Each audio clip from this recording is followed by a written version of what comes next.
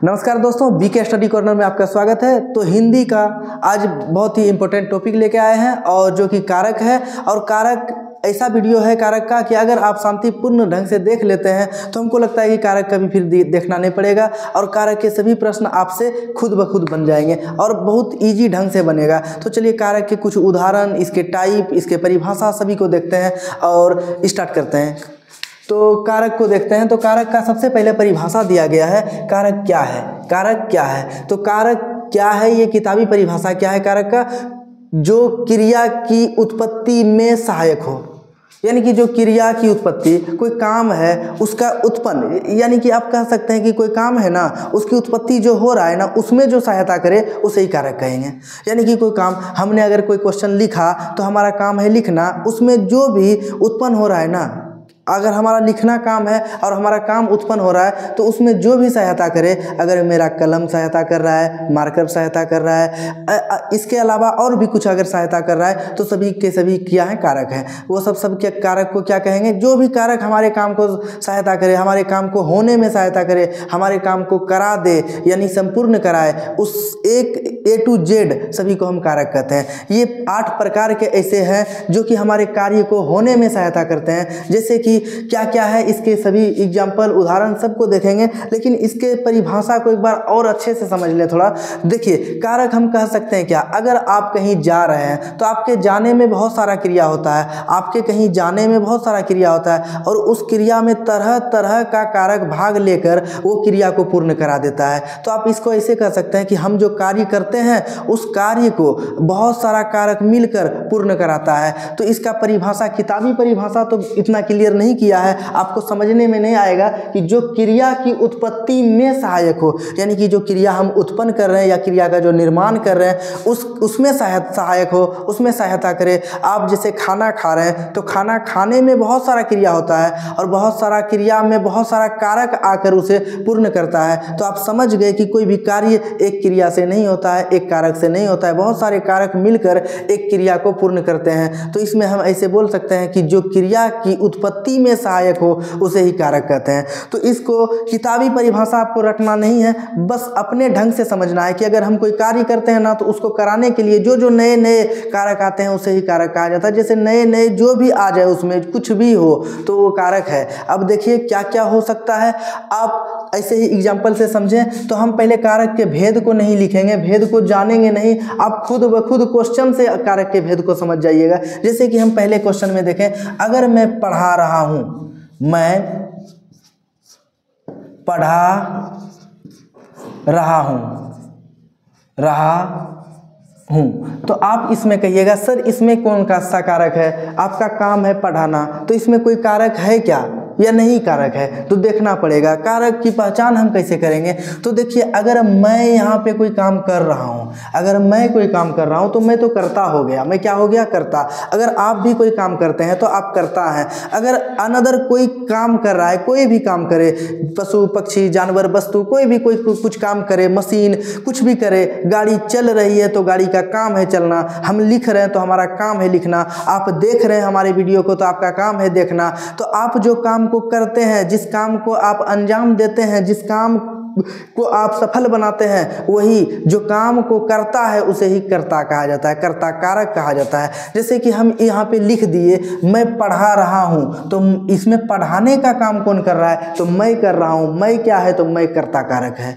अगर हम बोल दें कि राम आम खाया, तो समझ जाइए कि आम खाने का काम किसने किया? राम ने किया, इसीलिए राम क्या है? तो राम कर्ता कारक है। यानी कि जो काम को अंजाम दे, जो काम को करे, जो किसी भी कार्य को पूर्ण करे, उसे ही कर्ता कहते हैं। तो हम उम्मीद करता हूं कि आपको ये समझ में आया होगा कि जो कोई काम को करे, या शुरुआत करे या अंत करे, या तो करे अधूरा छोड़ दे, यानी कि आप कह सकते हैं कोई भी काम को जो कर रहा है वही करता है। सही समझे, एकदम राइट है। जो कोई काम को करता है उसे ही कर्ता कहा जाता है और कर्ता जो काम है उसे कर्ता कहते हैं। ये तो नाम से भी स्पष्ट हो रहा है। आप समझ सकते हैं कि अगर आपके पिताजी हल चला रहे हैं तो समझ जाइए कि आपके पिताजी करता है। आपके पिताजी क्या है, करता है। आपकी मम्मी खाना बना रही है तो आपकी मम्मी क्या है, करता है। आपके भाई अगर कमा रहे हैं, काम कर रहे हैं, कोई भी काम कर रहे हैं तो आपके भाई भी करता है। आप पढ़ रहे हैं तो अभी पढ़ने के समय आप करता है। इसी प्रकार से हम पढ़ा रहे हैं तो अभी हमारा काम पढ़ाना है तो हम करता है। तो कर्ता के बारे में आपने समझा होगा। और कारक का पहला भेद होता है कर्ता, कर्ता कारक। कारक का पहला भेद क्या होता है, कर्ता कारक। कुल मिलाकर कारक के 8 भेद हैं। तो पहला भेद कौन सा है, कर्ता कारक। कर्ता कारक में कभी भी किसी को कोई दिक्कत नहीं हो सकता है जिसने मेरा इस वीडियो को देखा होगा।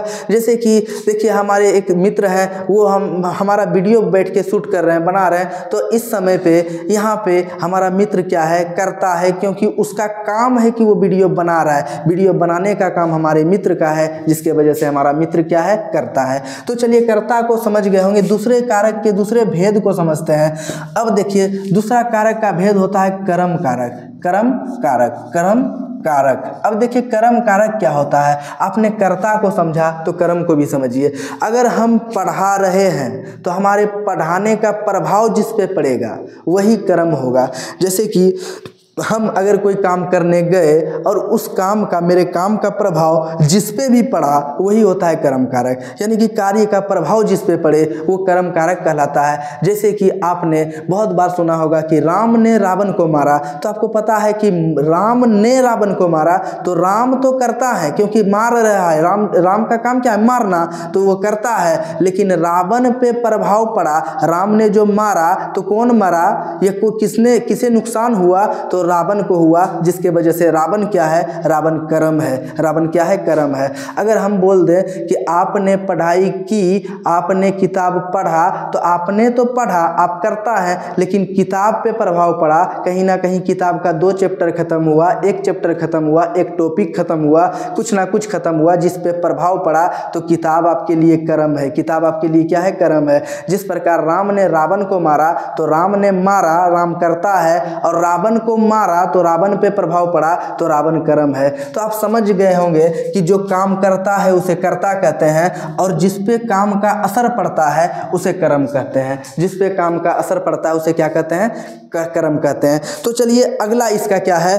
अगर हम कर्ता को समझ गए, कर्म को समझ गए, तो करण आता है। तीसरा नंबर पे किसका है, करण। 3 नंबर पे क्या आएगा, करण। और करण क्या होता है, करण इतना आसान कुछ भी नहीं होता है। देखिए करण कारक क्या होता है। आज से आप ये भूल जाइए कि आपको कारक नहीं आता है, आपको कारक बहुत ही बेहतरीन ढंग से आएगा। आपने कर्ता कारक को समझा। अगर आप कोई काम कर रहे हैं तो आप कर्ता कारक हैं। अगर कोई काम का असर, अगर जो आप काम किए और उसका असर किसी भी कारक, किसी भी क्रिया पे, कारक पे, संज्ञा पे, किसी भी चीज़ पे, वस्तु पे पड़ रहा है तो वो आपके लिए कर्म है। और करण, करण क्या होता है, जैसे कि आपने जो काम किया तो उस काम करने के लिए जो औजार, जो हथियार या जो भी चीज़, जो वस्तु का उपयोग किया वही आपका करण होता है। जैसे कि मैं आपको पढ़ा रहा हूँ तो पढ़ाने के लिए मार्कर चाहिए ना, ये मार्कर ही मेरा करण है, ये मार्कर मेरा क्या है, करण है। जैसे कि हम अभी आपको वीडियो दे रहे हैं तो वीडियो के लिए जो मेरा मोबाइल बना रहा है, कैमरा जो है, तो ये कैमरा मेरा करण है। आप कह सकते हैं सर मैंने आपका क्वेश्चन को लिखा, तो आपने जिससे मेरे क्वेश्चन को लिखा आपके लिए करण वही है। जैसे कि आपने कलम से लिखा तो आपका करण क्या है, कलम है। यानी कि हम जो कार्य को करते हैं वही हमारा करने का औजार, करने का हथियार, जो भी समझिए साधन, उसे करण कहते हैं। जैसे कि मम्मी खाना बना रही है, मम्मी ने चाकू से सब्जी को काटा तो मम्मी का चाकू, मम्मी का क्या हो जाएगा, करण हो जाएगा। पापा, जैसे कि पापा साइकिल से कहीं जा रहे हैं तो पापा के लिए साइकिल क्या है, करण है।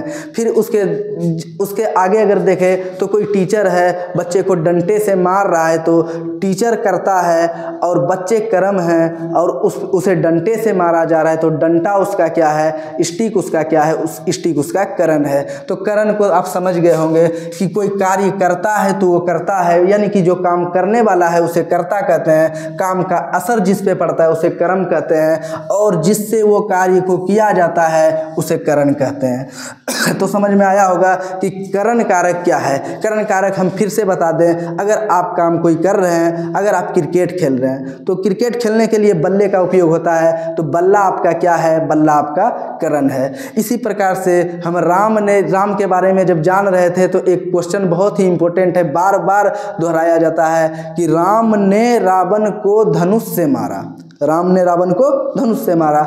तो इसमें राम तो करता है, आपको पता है, क्योंकि राम ने मारा तो राम ने काम किया, यानी कि करता है।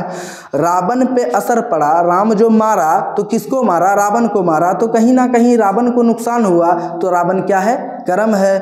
अब देखिए रावण को मारा तो किससे मारा? आपको पता है धनुष से मारा, और धनुष उसका क्या हो जाएगा? धनुष उसका करण हो जाएगा, धनुष उसका क्या हो जाएगा? करण हो जाएगा। अब चलिए देखते हैं अगले कारक को, और चौथा कारक का नाम है संप्रदान। संप्रदान, संप्रदान, संप्रदान कारक, संप्रदान कारक। अब देखिए संप्रदान कारक क्या होता है? आप कोई अगर कार्य करते हैं तो उस कार्य के पीछे आपका कोई ना कोई मकसद होता है। आप अगर कोई भी कार्य करते हैं तो आपके कार्य के पीछे कोई ना कोई मकसद होता है। अभी आप अगर डीएलएड का तैयारी कर रहे हैं तो इस तैयारी के पीछे भी आपका कोई ना कोई मकसद है, और हम अगर पढ़ा रहे हैं आपको तो इस पढ़ाने के पीछे भी कोई ना कोई मकसद है। किसी का भी कार्य के पीछे कोई ना कोई मकसद होता है, कोई ना कोई गोल होता है, और वही गोल जिसके लिए होता है वही उसका संप्रदान कहलाता है। जैसे आप ये कह सकते हैं कि कोई कार्य कर रहा है तो वो कार्य किसके लिए कर रहा है, और ये कार्य जिसके लिए किया जाता है उसे संप्रदान कहते हैं। जैसे कि राम और सीता, रावण, ये सब का हम एग्जाम्पल लेके चल रहे हैं, तो अगर हम इसी एग्जाम्पल को थोड़ा लंबा करें तो क्या बनेगा? राम ने धर्म की रक्षा के लिए रावण को धनुष से मारा, तो हम कह सकते हैं ना कि राम ने मारा तो राम करता है, रावण को मारा तो रावण कर्म है, धनुष से मारा तो धनुष करण है। लेकिन किसके लिए मारा? धर्म की रक्षा के लिए मारा, धर्म की रक्षा के लिए मारा। तो धर्म यहाँ पे क्या हो रहा है? धर्म यहाँ पे क्या है? तो धर्म ही संप्रदान है। जैसे आप बोल सकते हैं कि ज्योतिष ने पढ़ाई एग्ज़ाम निकालने के लिए या रिजल्ट बनाने के लिए या फर्स्ट करने के लिए पढ़ाई को दुगना कर दिया, यानी कि ज्योतिष जो पढ़ रहा था पहले वो कहीं ना कहीं कम पढ़ रहा था, और ये एग्ज़ाम के प्रेशर के लिए, फर्स्ट करने के लिए, एग्ज़ाम निकालने के लिए उन्होंने क्या किया? ज्योतिष ने क्या किया? अपने पढ़ाई को दुगना कर दिया। तो जिसके लिए ज्योतिष पे प्रभाव पड़ा, जिसके लिए ज्योतिष ने अपने कार्य को किया, उसे ही संप्रदान कहेंगे। आप भी अगर कोई कार्य को किसी के लिए कर रहे हैं, किसी के लिए आपका गोल है कोई, और उस गोल के पीछे कोई ना कोई हो, तो उसे ही संप्रदान कहते हैं। जैसे कि बच्चों के लिए मम्मी ने भोजन बनाया, तो किसके लिए मम्मी ने भोजन बनाया? बच्चों के लिए। तो कहीं ना कहीं ये जो बच्चों है, बच्चों के लिए भोजन बना, तो बच्चों क्या है यहाँ पे? बच्चों को हम कह सकते हैं कि बच्चों जो है वो संप्रदान होता है। ठीक है। इसी प्रकार से अगर हम बोले डिसिप्लिन समझाने के लिए शिक्षक ने छात्र को मारा, तो ये डिसिप्लिन के लिए जो मारा, तो डिसिप्लिन ही यहाँ पे संप्रदान कारक होता है। संप्रदान कारक को ज़्यादा लंबा नहीं करते हैं क्योंकि वीडियो बहुत ज़्यादा लंबा हो जाएगा। तो चलिए पांचवें कारक पे जाते हैं। पांचवा नंबर का कारक क्या है? तो पांचवा नंबर का कारक होता है संबंध कारक। सॉरी, आपादान को पहले देख लेते हैं, फिर संबंध को देखेंगे। आपादान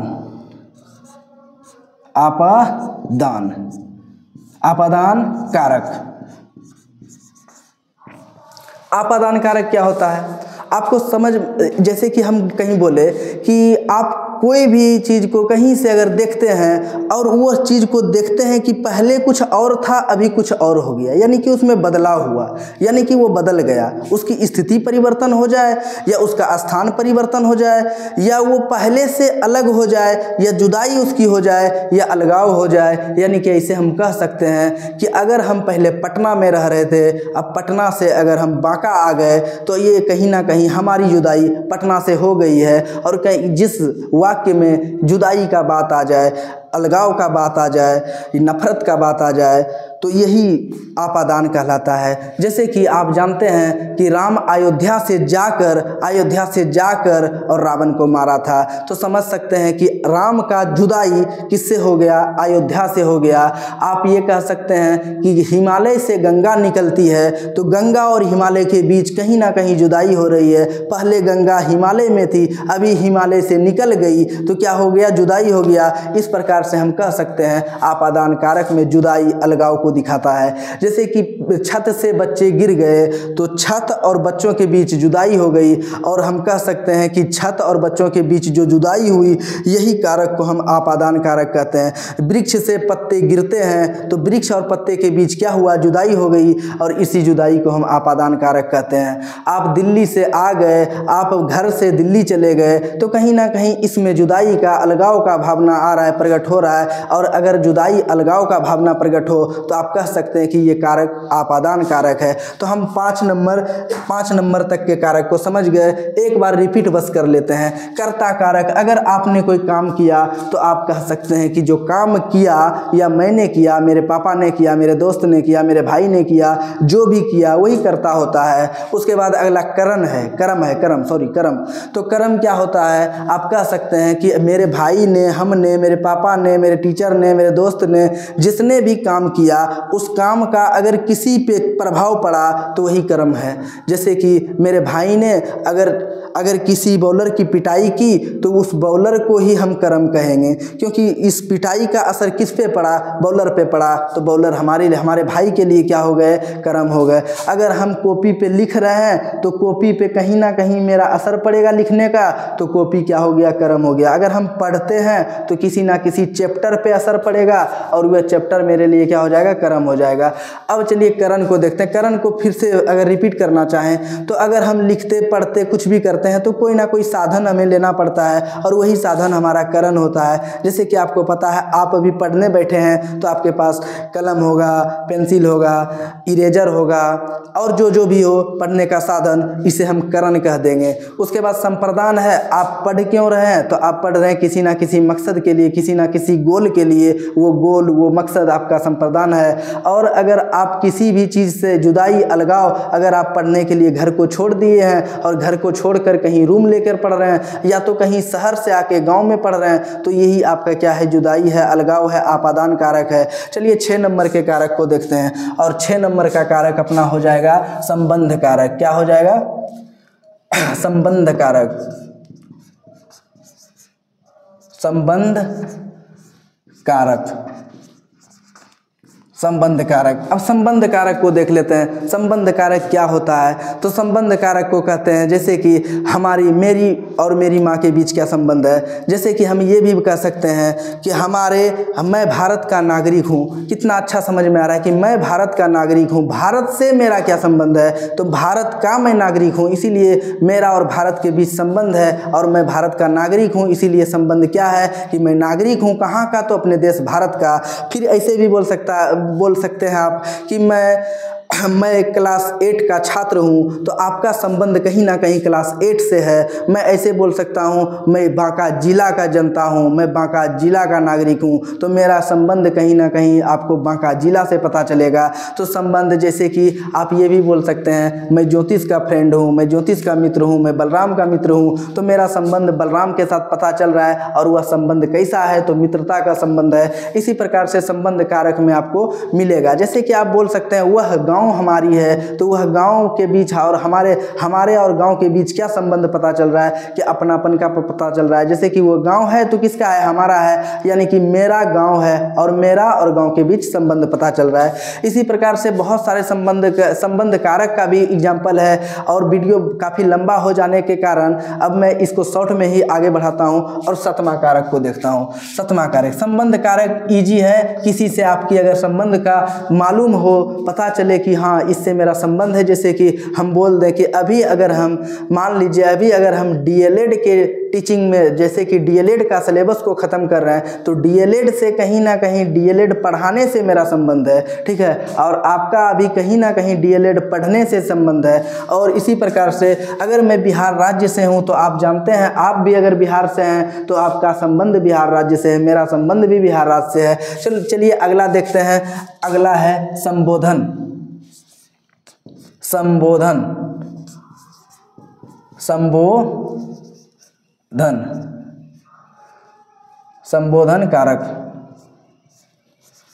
कारक।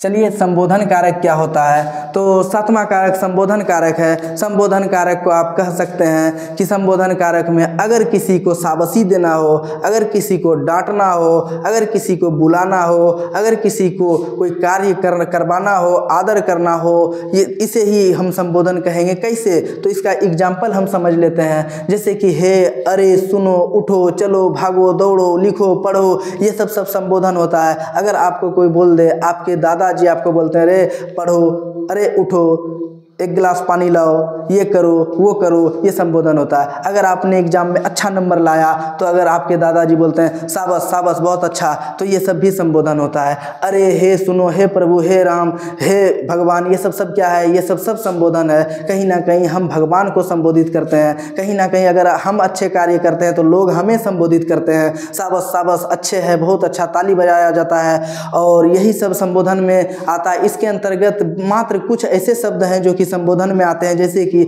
आप याद इसको रख सकते हैं, हे, अरे, ओ, उठो, सुनो, भागो, दौड़ो, चलो, ये सब क्या है? तो संबोधन है। कहीं ना कहीं आपको इसमें एक चीज़ पता चलेगा, आज्ञा सूचक आएगा, यानी कि आपको किसी ना किसी का आज्ञा का पालन करना पड़ेगा, या आदर सूचक होगा, या तो आपको किसी ना किसी का आदर का भाव प्रकट होगा, या तो आप ऐसे भी कभी समझ सकते हैं कि आपको शाबाशी दी जा रही है, या तो आप किसी को बुला रहे हैं, पुकार रहे हैं। तो संबोधन में बस यही होता है। आप समझ सकते हैं, हे, अरे, रे, सुनो, उठो, हे राम, हे भगवान, हे कृष्ण, कुछ भी ऐसे करके हो जाए। तो इसके लिए हम इसका एक पूरा एग्जाम्पल अभी समझेंगे। सभी कारक का एक ही वाक्य में एग्जाम्पल समझेंगे, उसको आप देखिएगा अभी। तो अगले कारक को हम देख लेते हैं ताकि ज़्यादा वीडियो लंबा ना हो। चलिए, आठवां कारक होता है क्या? तो आठवां कारक होता है संबंध, आपादान, संबोधन, अधिकरण। अधिकरण छूट रहा था, अधिकरण होता है। अधिकरण कारक क्या होता है? तो अधिकरण कारक हम किसको कहते हैं? अधिकरण कारक हम किसको कहते हैं? जिस तरह आप जान रहे हैं कि इस बोर्ड पर अधिकरण लिखा हुआ है। हम क्या बोले? इस बोर्ड पर अधिकरण लिखा हुआ है। तो अधिकरण कहाँ है? बोर्ड पर। अधिकरण का अधिकार कहाँ है? बोर्ड पे। पर इस बोर्ड पर कारक लिखा हुआ है, तो आप कह सकते हैं इस बोर्ड पर, यानी कि बोर्ड पर किसका अधिकार है? कारक का। हम कह सकते हैं टेबल पर किताब रखी हुई है, तो किताब का अधिकार कहाँ है? टेबल पर। हम कह सकते हैं मैं छत पर हूँ, तो मैं किस पर हूँ? छत पर। यानी कि इसमें यही अधिकार का पता चलता है। कोई भी कहीं पर हो, पर लगा हो, जैसे कि कह दे ये टेबल पर गिलास रखा है, मैं छत पर हूँ, मैं बस पर हूँ, मैं गाड़ी पर हूँ, पर का जहाँ से भाव प्रकट हो उसे कह सकते हैं कि ये अधिकरण कारक है। जैसे कि आपने ये भी सुना होगा कि जैसे वह छत पर है, तो छत पर है तो समझ जाइए वो अधिकरण है, लेकिन वह छत से गिर गया तो वो कहीं ना कहीं आपादान है। छत से उसका जुदाई अलगाव हो गया। क्वेश्चन कंफ्यूजन भरा है, बट आपको इसमें भटकना नहीं है। जैसे छत पर है तो समझ जाइए वो छत पर बच्चे का, लड़के का अधिकार है, लेकिन छत से गिर गया, अभी तक अधिकार था बट अब नीचे गिर गया तो इसकी जुदाई हो गई, और हम कह सकते हैं कि बच्चे की जुदाई छत से हुई, तो ये कहीं ना कहीं आपादान है। और छत पर है तो बच्चे का अधिकार भी छत पर है, जिसके वजह से ये अधिकार कारक को दिखाता है। तो चलिए, कारक बहुत ज़्यादा वीडियो लंबा होने के कारण मैं चाहकर भी और इसका ज़्यादा लंबा नहीं बता पाया, नहीं समझा पाया। अब इसके लास्ट में मैं कारक के कुछ सूचक, यानी कि कारक को आप कैसे पहचान सकते हैं, वीडियो के लास्ट में मैं दे दूंगा, आप उतार लीजिएगा उसको। और कारक का सभी प्रश्न आप बनाइए, कोई दिक्कत होने वाला नहीं है। फिर से जैसे कि आपको मैं बताया था कि वीडियो में मैं एक ऐसा वाक्य लेकर आऊँगा जो कि सभी कारक को दिखा दे। तो एक वाक्य है, आप इसका जवाब दीजिए और मैं भी इसको कंप्लीट करता हूँ। जैसे कि राम ने धर्म की रक्षा के लिए अयोध्या से लंका जाकर रावण को धनुष से मारा। देखिए, राम जो थे, तो राम आप जान रहे हैं कि मैं पहले भी बता दिया हूं कि राम ने मारा, राम अयोध्या से गए, तो हर फैक्ट इसमें यही पता चल रहा है कि राम ही कहीं ना कहीं कार्य कर रहे हैं। तो जो कार्य कर रहे हैं उसे ही हम कर्ता कहते हैं। ठीक है, तो हम कर्ता को समझ गए कि राम गए और मारे। राम कहाँ से गए? अयोध्या से गए। राम मारे, धनुष से मारे। हर सेंटेंस के लाइन से ये पता चल रहा है कि कहीं ना कहीं कार्य जो किया है वो राम द्वारा किया गया है। तो राम क्या है? करता है। ठीक है, अब आपको ये पता है पूरे वाक्य में असर किस पे पड़ा? तो असर रावण पे पड़ा, जिसके वजह से रावण कर्म है।